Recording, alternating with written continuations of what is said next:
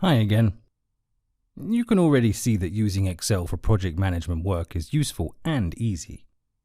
Not a risky business at all. As promised, let's quickly go through the Excel steps for creating a risk log. But first, let's take a quick look at our template. You see it is similar to the other documents we already saw. Good. We start with the number column. Then we have the risk described in a few words, and next to it there is a second column where it is described in greater detail.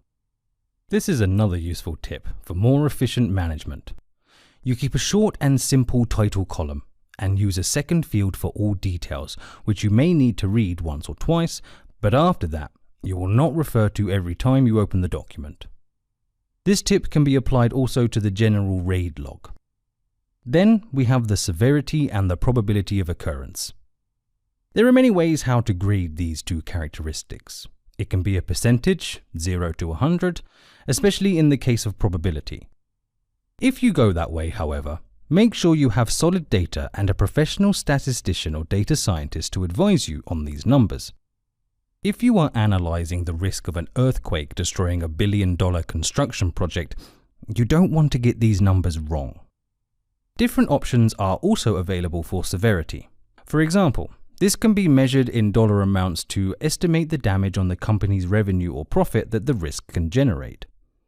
Certain projects require a comprehensive analysis, but in the general case you can track the two with a simpler scale, the range of low, medium, and high, as in our example. We are sure you already know how to configure your drop-down menu and add conditional formatting to it, so we will not repeat all these steps.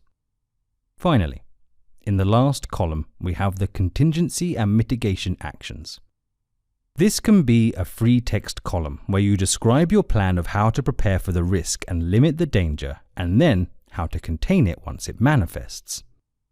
If things are unmanageable, have your plan B ready. Perfect. Our risk log is ready.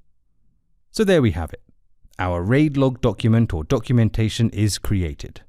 We are now fully equipped to build the RAID log for our next project and adapt it according to our own way of working. Oh, you want to find out what happened with some of the logged events? Let's quickly see in the next video before we close the RAID chapter.